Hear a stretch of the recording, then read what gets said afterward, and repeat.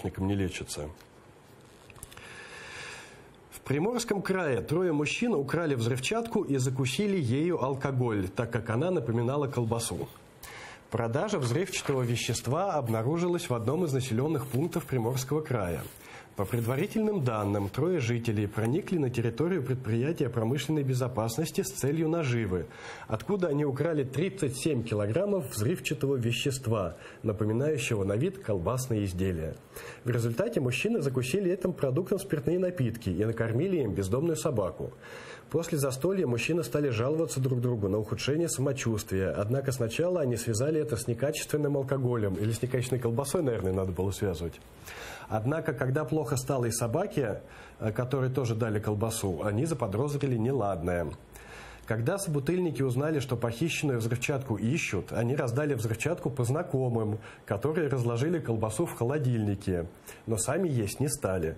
Злоумышленникам грозит наказание в виде лишения свободы сроком на 7 лет. Что же за колбасу-то людей на 7 лет сажать? Алло, у вас колбаса по вкусу такая же, как взрывчатка.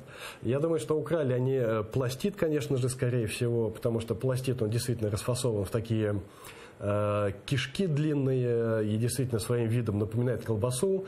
На вкус я не знаю, я не пробовал. Мы в Чечне на нем, он не взрывается. Если его поджечь, он просто горит. Мы на нем просто воду кипятили. Воняет он, правда, отвратительно. Но суть-то в том, что все советские и российские пластиды, они делаются на основе гексогена.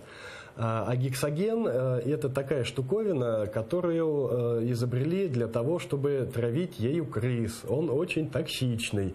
То есть это в прямом смысле щурячья отрута.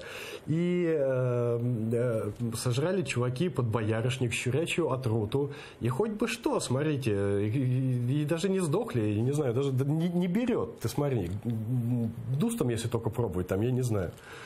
А 2 кусочка колбаски лежали рядом на твоем столе.